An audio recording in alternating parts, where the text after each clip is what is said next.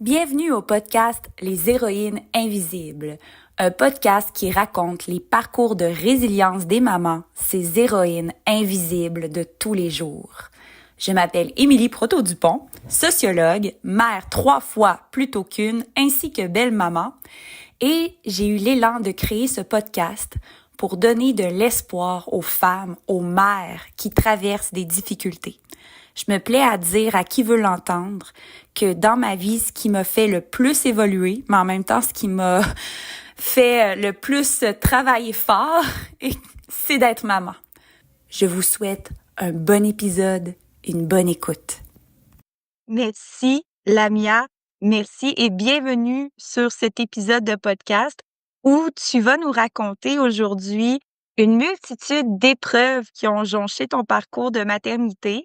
Mon Dieu, si je m'amuse à les énumérer, il y a la monoparentalité, la séparation qui va avec, un burn-out maternel.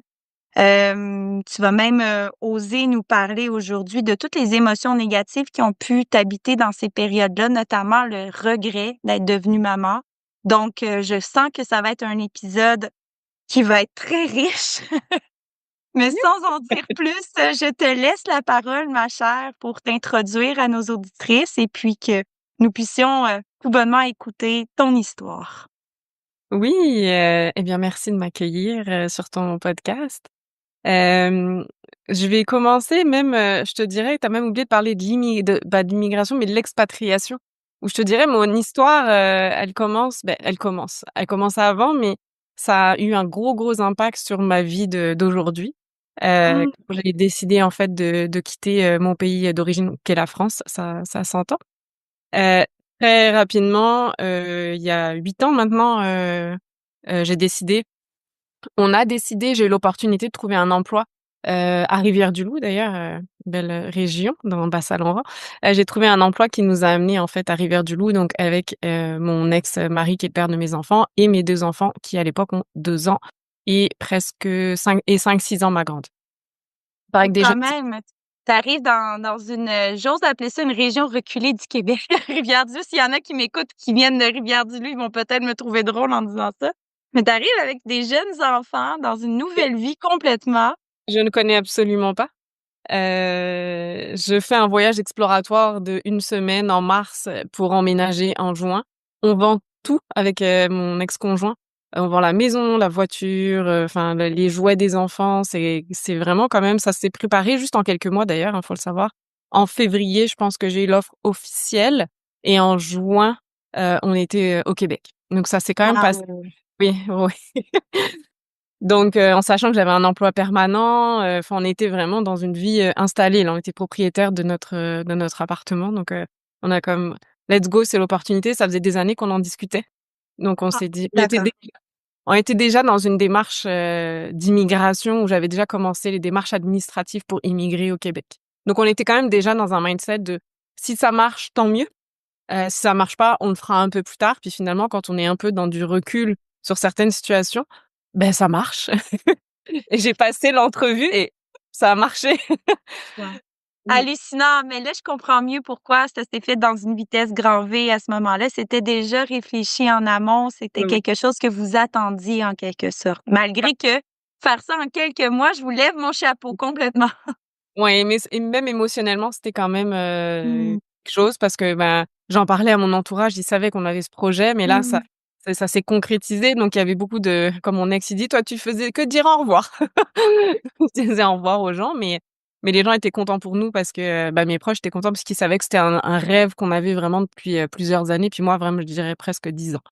Donc, on arrive au Québec, puis là, je te dirais, c'est pas les problèmes commencent, mais l ce qu'il faut expliquer quand même, c'est qu'une expatriation ou une immigration, peu importe comment on l'appelle, puis nous, c'était pas sur une durée déterminée. C'était: on y va, on sait pas si un jour on reviendra en France. Donc on était vraiment dans cette démarche de: on n'est pas là temporairement. Si on a laissé toute notre vie derrière nous, c'est pas pour du temporaire, c'est pour avoir une meilleure qualité de vie. C'est pour, que nos enfants découvrent une autre culture, une autre, des saisons différentes. Enfin, nous, on était vraiment dans cette logique de: on veut vivre quelque chose de nouveau.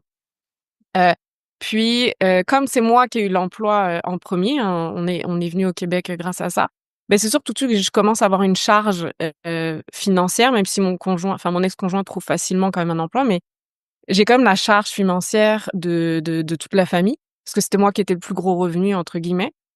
Et puis, bah, il y a toute cette adaptation de j'arrive, je vais dire à peu près le vendredi, j'avais juste un appartement qui était vide, donc fallait comme meubler tout en catastrophe. Puis je pense 3 jours après, j'étais au travail. Donc il y a pas eu de et on est en plein été, les enfants sont pas à l'école, sont pas à la garderie, donc c'était sûr que leur père allait pas travailler de l'été. On avait convenu que c'est moi qui allais travailler, et puis, on savait qu'à la rentrée, bah, tout allait rentrer dans l'ordre. Mon fils avait une place en CPE, ce qui est miraculeux. Il y a 8 ans, c'était encore possible, maintenant ça l'est plus vraiment.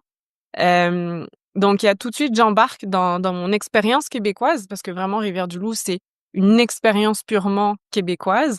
Et puis, bah, j'ai beaucoup de fatigue qui va s'accumuler parce que c'est un deuil d'une vie qu'on fait. On change de maison, on change de pays, on change, d'appartement et puis je change de travail aussi. Donc il y a comme, une sorte de fatigue qui vient s'accumuler, fatigue émotionnelle, je dirais, qui s'accumule, j'ai la charge financière, donc il y a comme vraiment plein de choses qui viennent s'accumuler et quand je repense à ces mois, donc on est arrivé en juin, de juin à décembre, donc en décembre, on a comme les vacances de Noël, avec, mon travail. J'ai pas eu de vacances et en fait, ces mois sont presque j'ai comme un «blackout» entre guillemets.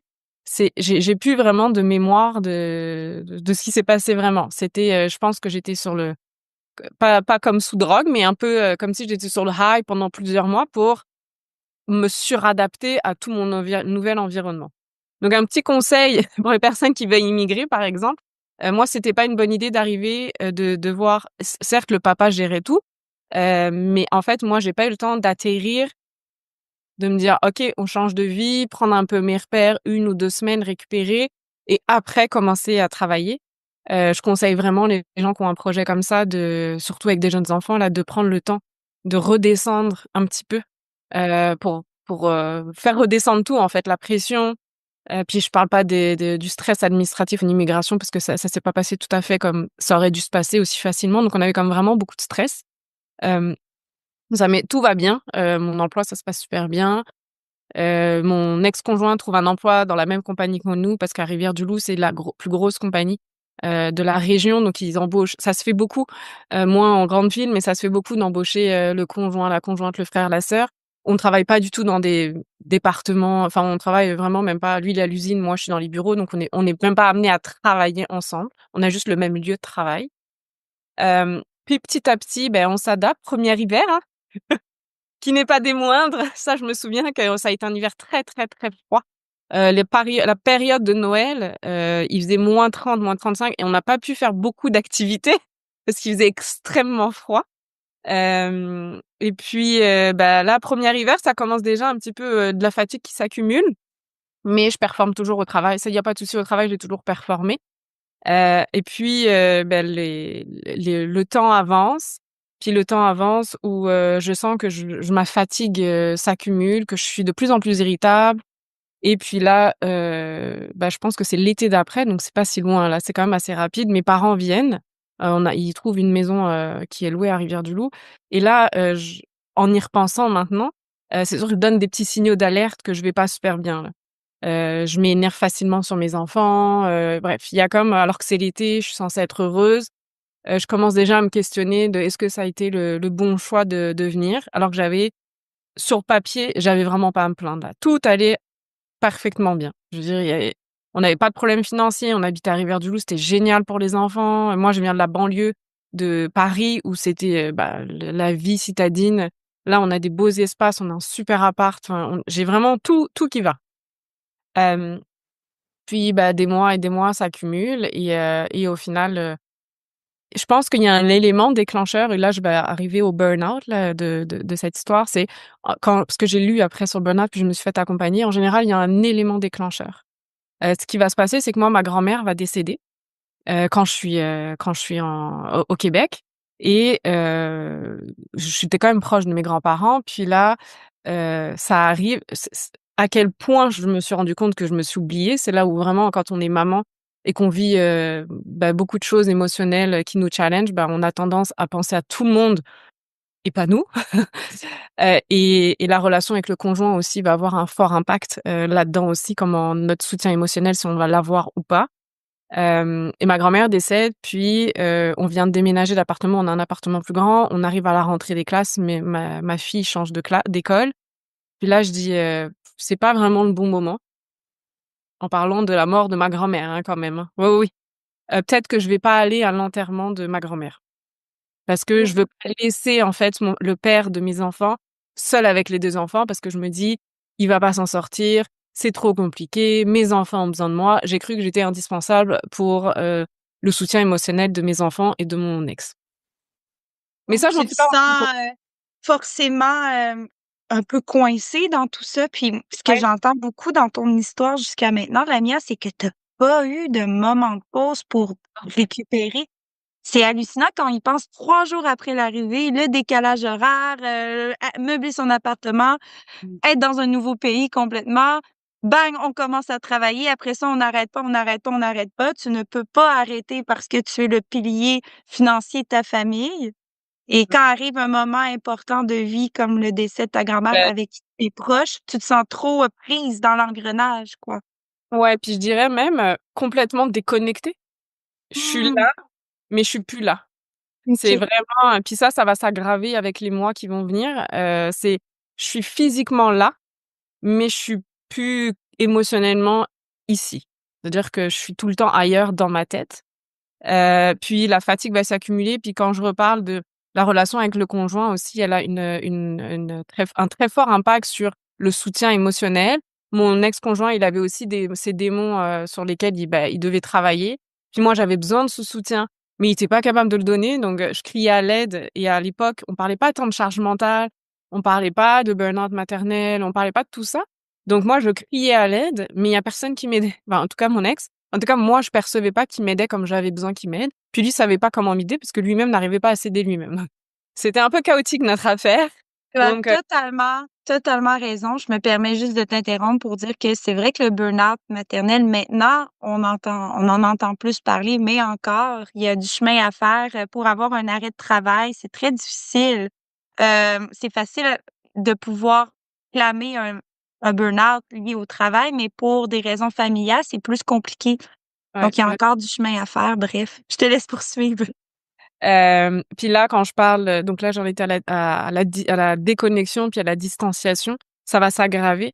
C'est-à-dire que je vais, être, très joviale au travail. Moi, je travaille dans les ressources humaines, hein, faut savoir, donc je suis en contact avec les gens au quotidien et je gère, les petits bobos comme les gros bobos aussi. Quand je dis «je gère», c'est je gère les humains, en fait. J'accompagne, aussi des directeurs, des dirigeants à accompagner mieux leurs équipes, en fait. Donc c'est quand même on n'est que dans l'humain. Donc moi, ça me demande, aussi d'être disponible émotionnellement pour pouvoir, donc à mon travail, ça me demande, à la maison aussi. Donc je suis prise dans un peu un cercle vicieux. La relation se dégrade beaucoup avec mon ex, puis, surtout la relation, elle est très difficile avec mes enfants.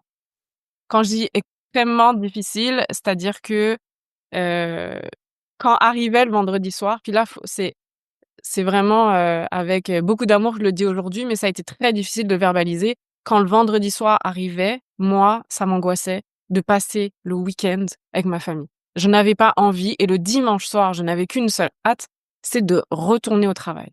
Donc dès que j'avais l'opportunité de ne pas être à la maison, je le faisais pour pas me retrouver avec ma famille. Donc j'en étais quand même rendue, à ce point-là. Wow!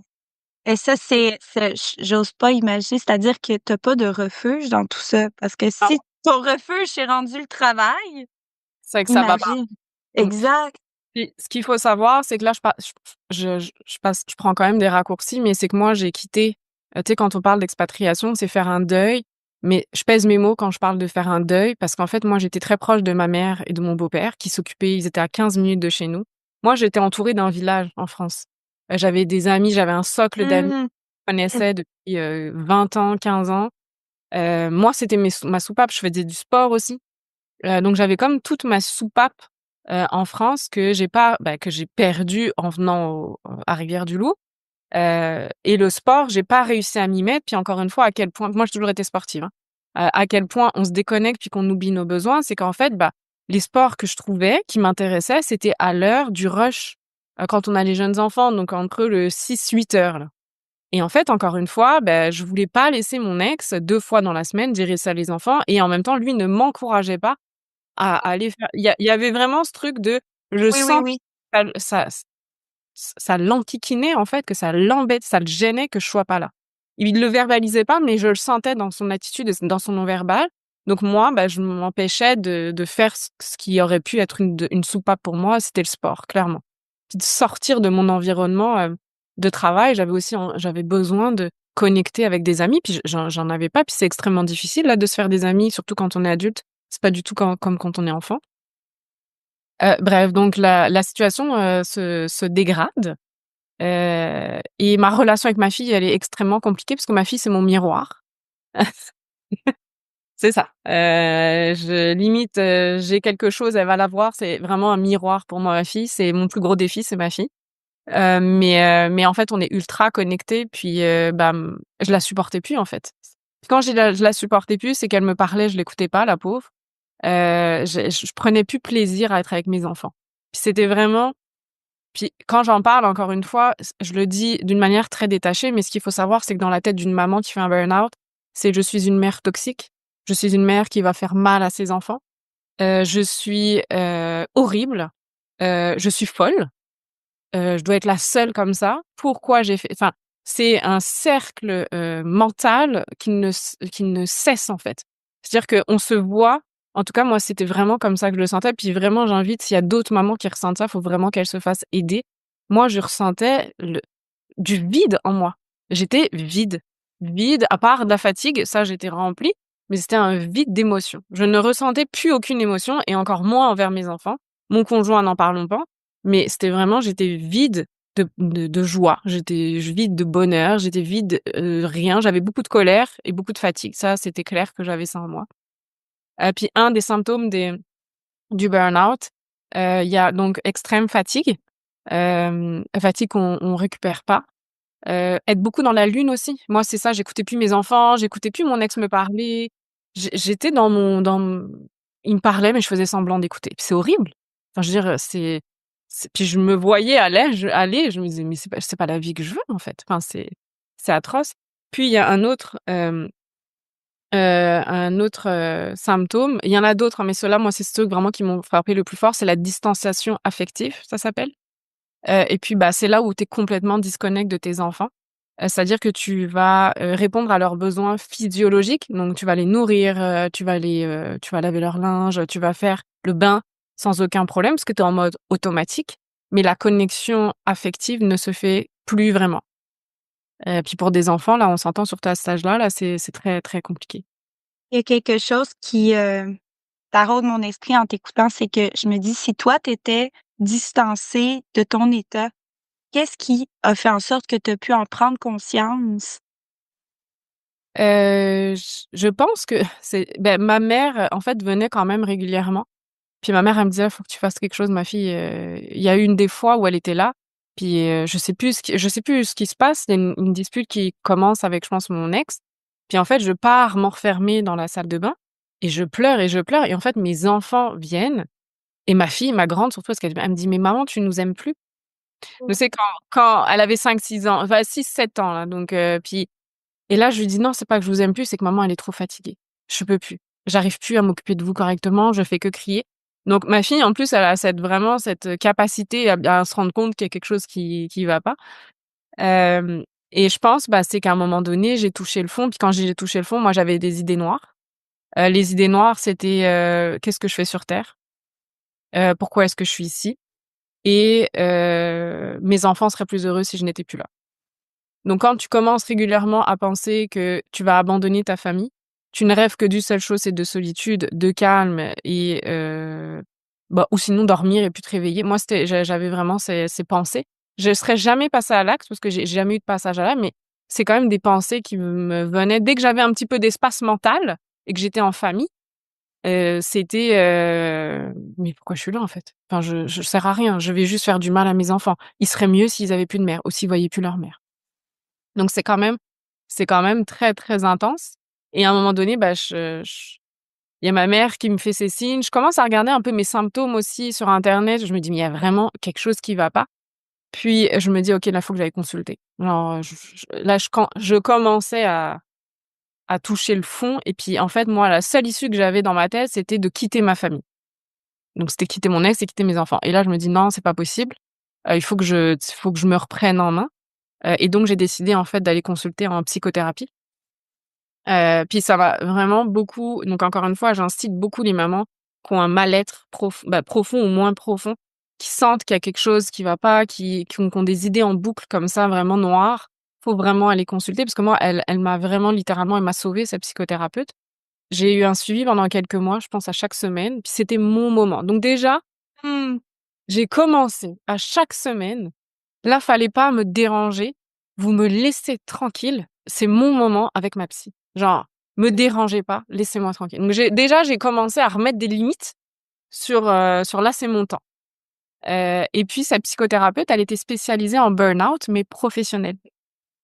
D'accord, d'accord. Mais là, elle voyait les similitudes quand même Exactement. des symptômes, mais qui étaient pas Ouais. associés à ta sphère professionnelle, justement. Exact Je et c'est là vois. ouais et c'est là où elle a mis des mots déjà, donc cette psychothérapeute a pu mettre des mots sur mon mal-être. Puis moi déjà, moi je suis quelqu'un, j'ai besoin de mettre des mots, j'ai besoin de comprendre l'origine, d'où ça vient. J'ai vraiment besoin d'aller vraiment profond dans mes émotions, ce que je ressens. Puis la première rencontre, elle me dit: «Écoute, tu as tous les symptômes d'un burn-out professionnel, sauf que toi, c'est dans ta vie familiale» et c'est ce que tu disais un petit peu. Bah, quand tu es, en off ou là, je ne sais plus, quand tu es en burn-out professionnel, on te met en arrêt maladie, puis on te sort de ton environnement professionnel et tu peux te reposer. Elle dit: «Là, le problème, c'est quand ce sont des burn-out, on dit parental, maternel, peu importe, on peut pas te sortir de ta famille. Bon, en tout cas, sauf s'il y a vraiment, gravité qu'il faut être hospitalisé, mais on peut pas te sortir de ta famille. Donc là, on a commencé à beaucoup travailler ensemble. Puis moi, je lui parlais beaucoup de besoin de solitude, de calme, de faire des choses juste pour moi, d'avoir un planning où je fais des choses pour moi, en fait. Parce que quand on a des jeunes enfants, puis tout le monde va se recon toutes les mères vont se reconnaître, notre planning, il est fait, faut aller au parc avec les enfants, faire du ski. On fait plus vraiment d'activités plaisir uniquement pour nous. Ça nous fait plaisir de faire plaisir à nos enfants, mais en fait, c'est important de garder du plaisir pour nous aussi, juste nous. Heu, J'ai senti dans ta voix quand tu as parlé à tes enfants en disant: «Là, laissez maman tranquille, juste c'est mon heure à moi pour mon psy». C'était viscéral, en fait, ce oui, moment-là, pour toi, que ta psy t'a amené à recréer dans ta vie. Je me permets aussi juste de te féliciter parce que quand tu t'adresses à ta fille ou, je vois que tu prenais la peine de verbaliser à tes enfants dans des mots qu'ils comprennent ce que tu vivais. mmh, Ça, je trouve ça génial parce que comme ça, ils pouvaient pas ne se sentir, mal de ton état ou quoi que ce soit. Tu leur dis: «Maman est fatiguée» ou tu sais, tu leur disais dans des mots qu'ils comprennent. Heu, oui, oui. bravo pour ça. Puis j'ai pas toujours été, c'est ch là, je te parle de situations qui m'ont vraiment marquée, où j'arrive à verbaliser, mais ça a pas toujours été le cas non plus. Là, des fois, je me mettais en colère, de manière disproportionnée pour un truc qui n'avait pas rapport. Et puis ce qu'il faut savoir, c'est qu'à travers ça, ma relation avec leur père de mes enfants se dégradait aussi énormément. Hein, j'en parle moins parce que le focus est sur le burn-out maternel, mais je reviens encore là-dessus. Le support et la relation qu'on va avoir avec le conjoint a un impact énorme. Certes, nous, on a notre travail à faire sur nous-mêmes, de la famille idéale qu'on imaginait versus, au final, ce qu'on vit, dans notre quotidien. Mais la relation avec le conjoint va avoir aussi un impact dans le fait qu'on va peut-être s'en sortir un peu mieux ou peut-être qu'on va tomber un peu moins bas aussi, parce que moi, je suis vraiment tombée au plus bas du bas. L'étape d'après, c'est la maltraitance envers ses enfants. Dans le burn-out, là, on arrive à un step où après, ben, comme on supporte plus nos enfants, ben, on est à la maltraitance. Moi, j'étais juste avant la distanciation affective. Puis cette psychothérapeute, je lui dis: Je rêve de calme, de silence, je rêve de partir un week-end seule». Et là, elle me dit: «Bah, pourquoi tu le fais pas?» Et là, je commence à trouver «Oui, mais non, mais je peux pas». En plus, on avait les moyens. Je veux dire, on n'a pas je pouvais partir, une nuit à l'hôtel à Québec. Enfin, je veux dire, je pouvais le faire, là. J'avais vraiment Elle me dit: «Bah, pourquoi tu le fais pas?» Puis là, je commence à trouver des excuses, puis elle me dit: «Je te laisse y réfléchir». Finalement, je réfléchis, puis j'en parle à mon ex qui n'est pas très heureux que je pars en fait, que je parte en tout cas, je commence à lui en parler pour tâter le terrain. Lui, je sens que ça lui convient pas et en fait, je me dis: «Bah, en fait, non». ça marche pas. Faut que je m'occupe de moi. Faut que j'arrête de faire, pour faire plaisir à mon ex. J'ai besoin de ça. En fait, et puis quand je lui explique que j'ai besoin de ça pour ma santé mentale, je vois que lui, il comprend pas, en fait. Il n'est pas réceptif. Puis là, ça creuse encore plus OK, je lui explique que j'ai besoin de ça pour ma santé mentale et il ne me soutient pas. Donc là, je commence à Il y me a un rendre fossé qui se crée d'incompréhension entre vous 2 à ce moment-là. Puis c'est un compte. cercle vicieux, tu sais, si l'autre te donne pas la liberté de prendre soin de toi, d'avoir des moments pour toi, dans sa façon très subtile ou peut-être même très manifeste de dire de manifester son désaccord, c'est difficile pour toi de partir librement, le cœur léger, voilà? C'est non, bah, c'est pas possible, en fait. Donc je l'ai quand même fait. Il m'a à peine d Je me souviens de ces moments parce que c'est vraiment des moments marquants dans mon parcours parce que je pense que c'est les moments qui me font, passer à l'étape d'après, parce que ce qu'il faut savoir, c'est que ça faisait un moment que je pensais à le quitter, mais la psychothérapeute m'avait comme freinée en me disant: «Tu n'es» ouais, la psychothérapeute m'avait dit: «Tu n'es pas dans un état émotionnel assez stable pour Pour gérer une gérer séparation, quoi. et pour OK. prendre une décision éclairée». Elle avait pas tort. C'est vrai parce que j'étais tellement au fond du trou que je croyais que le quitter, ça allait régler tous mes problèmes alors que c'est pas mon cas, ça m'a aidée, mais en vrai, c'est pas que ça non plus et puis pour d'autres personnes, ce serait clairement pas ça non plus la meilleure solution et donc la psychothérapeute me dit: «Non, ne je te le déconseille en tout cas». Puis j'avais parlé de faire, j'ai essayé tout, une thérapie de couple et encore une fois, elle me dit: «Mais tu n'es pas disponible émotionnellement pour t'investir dans une thérapie». Elle dit: «Il faut vraiment que tu t'occupes». Ma psychothérapeute vraiment, elle m'a mis ces barrières que j'arrivais pas à me mettre. Encore une fois, je voulais me sacrifier, pour, faire en sorte que mon couple aille mieux, mais en fait, ma psy, elle m'a comme vraiment dit: «Non», en fait. Ou je sais plus comment elle me le disait, mais en tout cas, moi, ça paraissait que, ben, c'est pas une bonne idée et au final, bah, j'embarquais avec elle parce qu'elle avait raison. Hem, donc finalement, je fais ce fameux week-end et mon Dieu, c'était tellement bon. C'était pas long, là, c'était même pas 24 heures que je suis partie et je me suis dit: «OK, bah» et là, je pense que le travail de vouloir vraiment me reconstruire, moi, en tant que femme, il a commencé à s'amorcer à ce moment-là. Puis fast forward, je dirais que j'ai repris du poil de la bête, j'ai commencé à me refocuser sur moi, j'ai commencé à refaire du sport. Puis ça, c'est vraiment pour moi, c'était comme quelque chose qui me manquait dans ma vie. J'ai commencé à faire du sport. J'allais à la salle quand je pouvais y aller, sinon je m'entraîne à la maison, mais j'essaye tant que je peux 2 fois par semaine, mes petits moments, de m'entraîner, à la maison, en salle. Puis ça a comme ça s'est comme rendu dans mon lifestyle au final et puis, les mois passent, puis là, je pense que c'est 2019, c'est ça, donc tu vois, on est arrivé en 2017 là.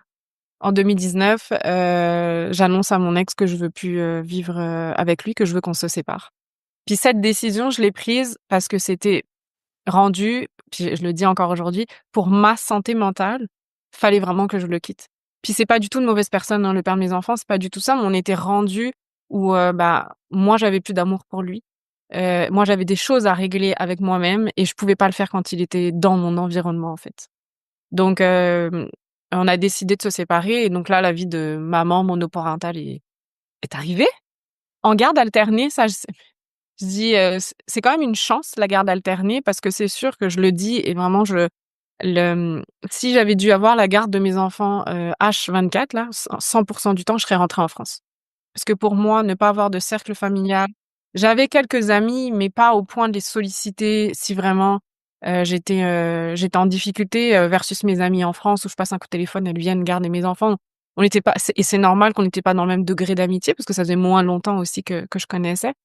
Hem donc il déménage, décembre 2019, il déménage, puis, bah, 2020, Covid arrive.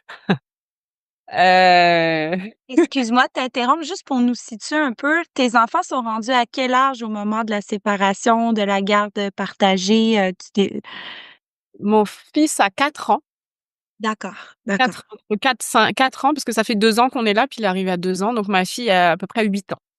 Parfait, merci.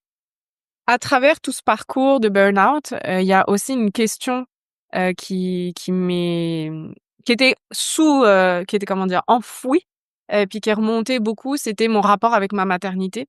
parce que, j'avais beau, reprendre du poil de la bête, j'étais accompagnée par une psychothérapeute, j'ai repris le sport, mais j'avais toujours ce feeling de: «Oh, cette vie de maman, j'ai l'impression qu'elle est pas pour moi». Et puis, j'ai commencé à me questionner et il y a de la littérature, un petit peu que j'ai trouvée sur: est-ce que vraiment je suis heureuse d'être maman?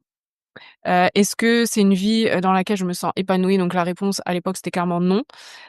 Aujourd'hui, il y a des hauts et des bas comme toutes les mamans, mais vraiment il y a la question aussi là, un peu plus poussée, OK, est-ce que je regrette d'être maman? Puis, c'est encore des livres que j'ai lus où la question fatidique, c'était: «OK, si j'avais su avant de faire des enfants, tout ce que ça impliquerait émotionnellement, physiquement, tout, vraiment, est-ce que je referais des enfants?» Puis moi, ma question pendant des ma la réponse à ma question, c'est clairement non. Puis ça, je veux bien insister sur le regret maternel. Puis il y a une autre Française qui en parle aussi. Ouais.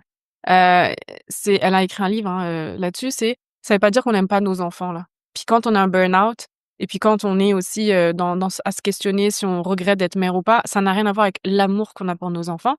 C'est bien C'est de distinguer les 2, c'est absolument, Exactement. ça nous donne la liberté d'être, authentique avec ce qu'on ressent réellement, si on a un regret ou pas d'être devenue maman.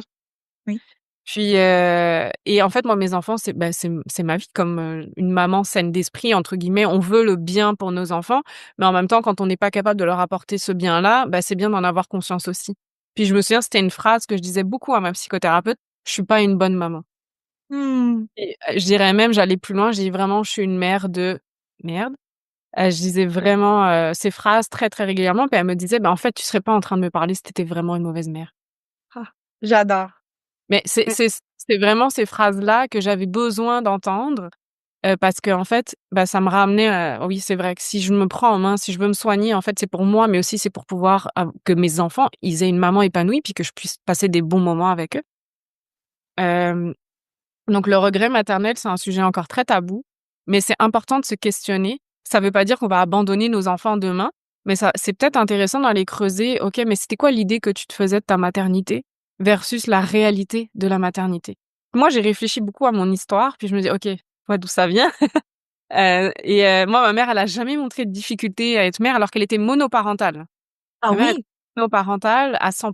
Je voyais mon père, 1 fois ou 2 semaines mais elle était entourée d'amis, de ses sœurs, de mes grands-parents et en fait, elle n'a jamais montré puis c'est l'ancienne époque aussi là, montré de failles, de difficultés à être, ma mère, en fait. Donc moi, je me disais: «Bah, Mmh. ça va être C'est vrai. génial, maman, ma mère, elle a jamais galéré pour être, mère» et en fait, moi, ça m'a frappée en pleine face parce que moi, j'ai pas du tout le même rapport à la maternité, Je suis curieuse, Lamia, est-ce que tu as posé la question à ta mère? oui. Comment elle vivait ça, être mère, en fait? Elle a dit qu'elle, elle l'avait pas mal vécu. Au contraire, elle a adoré être mère. Puis moi, je me souviens, ma mère faisait tout pour moi aussi, hein, quand j'étais jeune, on jouait beaucoup ensemble. Moi, j'ai jamais trop aimé jouer avec mes enfants. On jouait aux jeux de société pendant des heures, elle organisait toute sa vie autour de moi. Ça veut pas dire non plus qu'elle a pas profité. Ça lui est déjà arrivé de partir en vacances sans moi, des fois elle allait en soirée, elle me faisait garder par une donc elle avait quand même sa vie. Mais, je pense qu'elle s'est moins questionnée sur son rapport à la maternité que moi. Puis elle en a eu qu'un, puis moi j'en ai eu 2. C'est aussi très, très différent la dynamique. Je veux pas dire que c'est plus facile, là, ça n'a juste rien à voir, mais il y a encore une dynamique différente de quand on en a 3 ou quand on en a 4. Et moi je me souviens, heu, quelques semaines après avoir accouché de mon deuxième, j'ai appelé ma mère et je lui ai dit: «Maman, pourquoi j'ai fait un deuxième enfant? Ah oui, à ce point.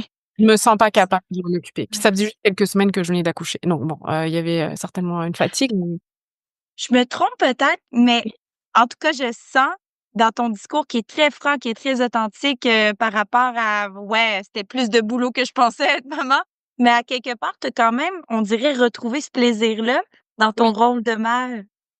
Oui, j'ai beaucoup je me suis occupée de moi. J'ai pas de solution miracle là, c'est ce que je dis. Il y a pas de solution miracle, quand on a ce mal-être. Faut s'occuper de soi, donc aller vraiment consulter les professionnels en santé mentale. Ça, c'est vraiment première des choses. Trouver, trouver des activités qui nous font plaisir, mais à nous, sans personne. Moi, c'est le sport. Maintenant, je fais de la danse, mais avant, je faisais de la boxe, peu importe. Mais, trouver ces moments, aller dans un café, prendre un livre, aller voir ses amis parce que maintenant j'ai de la chance d'avoir réussi à créer, des cercles d'amis où je suis vraiment, bien entourée. Hem, donc c'est vraiment se reconnecter à soi, écouter sa petite voix. Quand il y a Mmh. quelque chose qui va pas, on le sait quand il y a quelque chose qui va pas, on le sait. Donc on n'enfouit pas ça sous le tapis. Puis il faut vraiment comme aller, à faut retrouver ces petits bouts, puis ça peut être des petits bouts de plaisir. Là, je sais que quand on est débordé, puis moi, je sais, ça me paraissait mais une montagne de m'entraîner juste 1 heure par semaine au début, mais c'était une montagne pour moi. Puis au final, j'ai fait, 1 heure par semaine, puis après 2 heures, puis maintenant je suis capable de m'entraîner 3 à 4 fois semaine. Ce qu'il faut savoir, c'est que ce sentiment de regret maternel, moi, il s'est aussi atténué parce que j'ai travaillé sur moi, mais aussi parce que mes enfants grandissent. Moi, là, dans le regret maternel puis le burn-out, il y avait cette sensation d'avoir perdu ma liberté. Ça, Mmh. je pense qu'on le mentionne pas, assez, aussi, c'est que, on perd une part de liberté et d'insouciance quand on devient parent. Puis on a beau le savoir, encore une fois, il y a toujours: «Oui, mais, tu t'attendais à quoi? C'est ça faire des» en fait, quand tu le vis, c'est pas pareil. C'est pas la même chose, Attendez, exactement. mais quand c'est dans ta vie, c'est c'est pas pareil. Hem, donc cette liberté qu'on perd, en fait, parce que tout, notre horaire est fait autour de nos enfants. Moi, mes enfants, maintenant, ma fille, elle a 13 ans. Mon Mmh fils, il mh. va avoir 10 ans. Donc dès qu'ils ont commencé, parce que moi, j'ai déménagé de Rivière-du-Loup, puis je suis venue à Québec, en 2021. Maintenant, ça fait, déjà 4 ans. Mon Dieu, ça passe vite. Mais moi, dès que j'ai pu, j'ai pris une baby-sitter, puis j'allais faire mes séances de sport le soir. J'ai trouvé un emploi, très flexible au niveau des horaires, donc je pouvais m'organiser. J'avais comme mes petits plaisirs quand Mmh. même, d'amis. Donc j'ai vraiment, retrouvé plaisir à être maman, mais parce que j'ai du temps pour moi. C'est rendu mon plaisir, mes besoins, je dirais, même avant le plaisir, sont un non négociable aujourd'hui.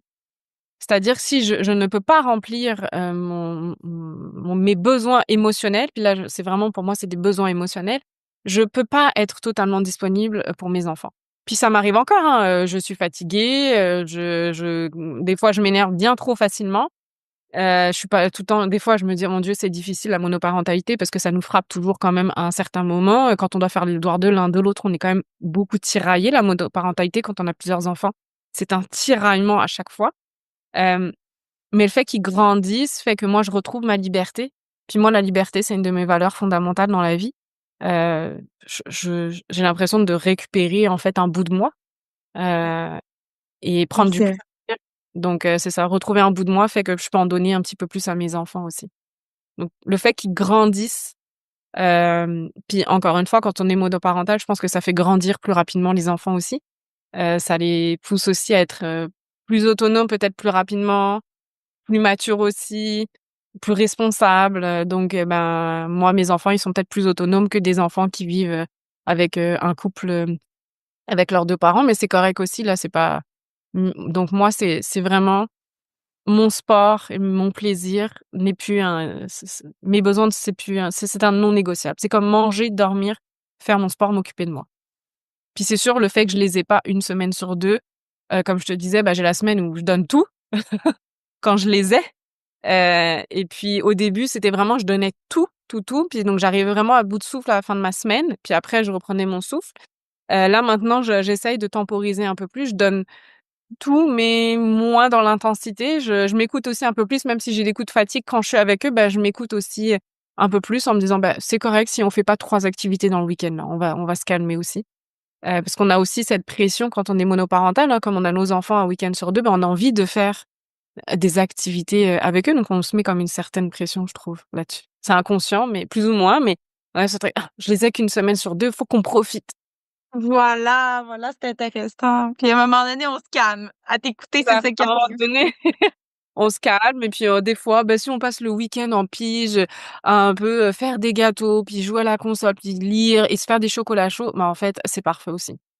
Absolument, il y a beaucoup de vécu, je sens, et de sagesse dans ce que tu viens de dire, puis, je trouve ça intéressant parce que la séparation, oui, ça l'amène sur l'eau de difficultés, mais pour toi, à quelque part, tu as pu en tirer des avantages finalement.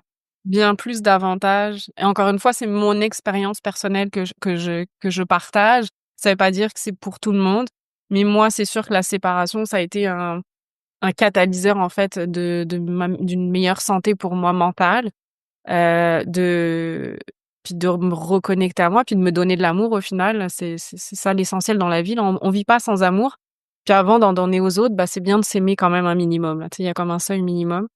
Hem, Puis pour rien au monde, je regrette ce que j'ai fait au final. C'est ce qui m'a amené ce que je suis aujourd'hui. Puis je pense que, c'est sûr quand on est dedans, c'est extrêmement difficile, puis on n'a pas ce recul, mais après quelques années, on dit: «OK, j'ai vécu tout ça pour m'amener où je suis aujourd'hui, puis c'est OK. Puis si c'est à refaire, bah, je le referai». On est dans la souffrance, quand on est dans la souffrance, c'est extrêmement difficile, mais quand on a passé le cap, qu'on revient en arrière, on se dit: «En vrai, presque merci d'avoir vécu tout ça parce que maintenant c'est pour ça que je me priorise, c'est pour ça que je m'aime, c'est pour ça que je suis plus épanouie dans ma vie, c'est pour ça que j'ai retrouvé un amoureux qui lui, bah, va me traiter comme une princesse, puis lui, au contraire, quand il voit que je commence à ruminer à la maison, il dit: «Va faire ton sport, va, donc va voir tes copines là». Donc C'est bon donc ça!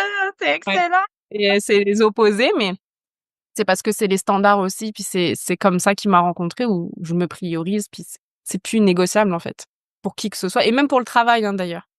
Ah Même pour oui? le travail. Oui, oui, parce que moi j'ai beaucoup, pendant la période covid, je suis passée vite là-dessus, mais on a été confinés, hein, c'est pas une, ce n'est pas une grande nouvelle.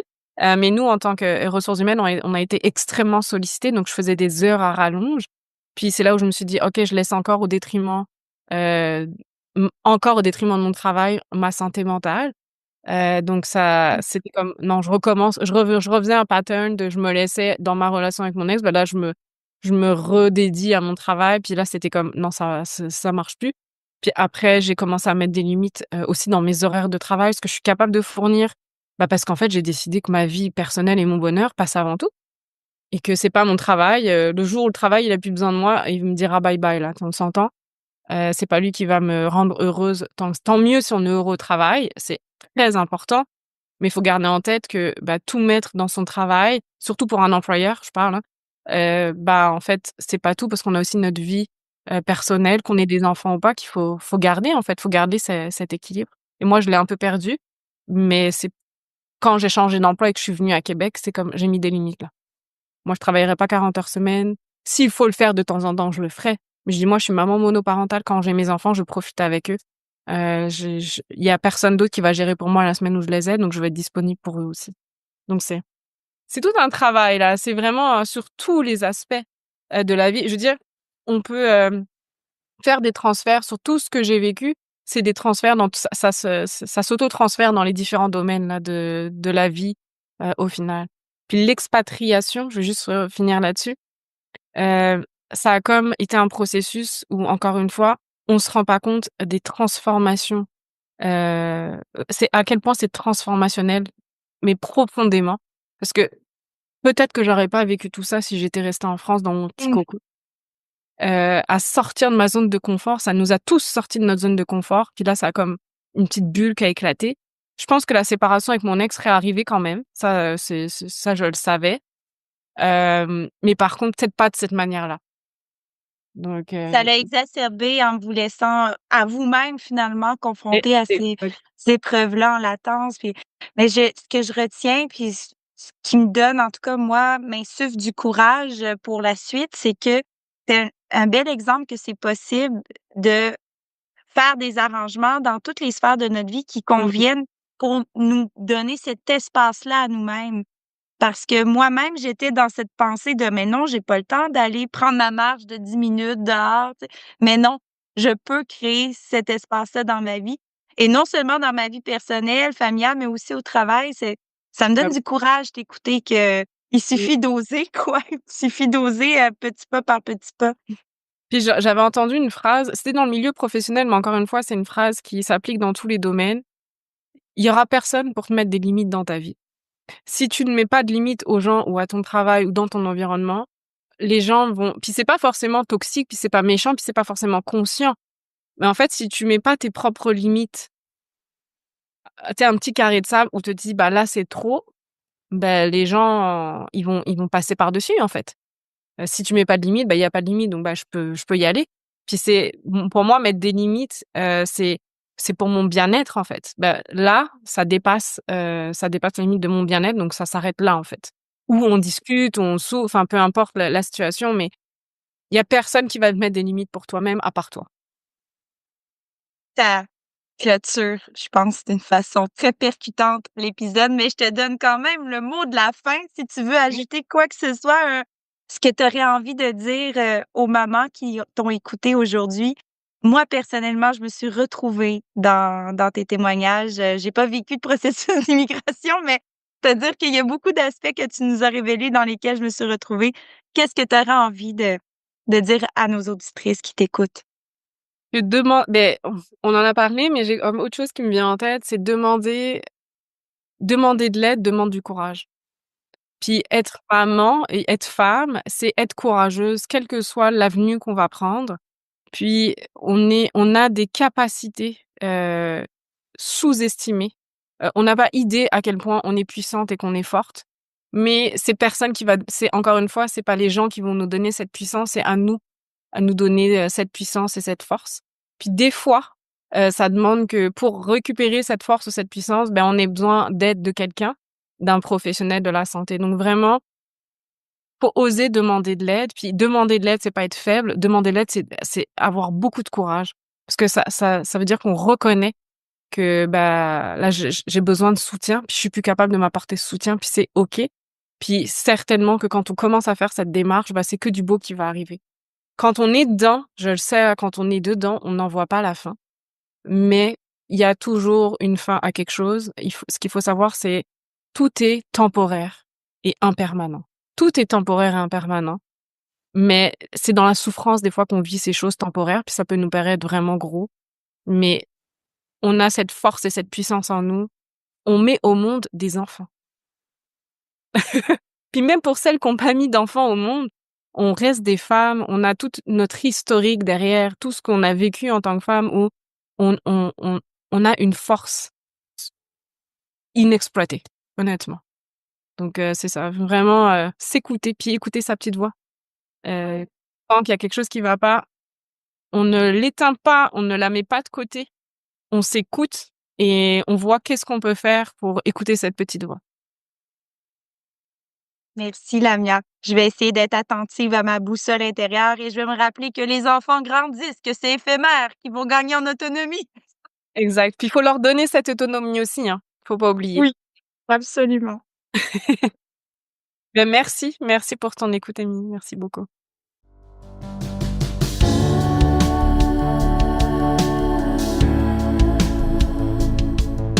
Héroïne invisible.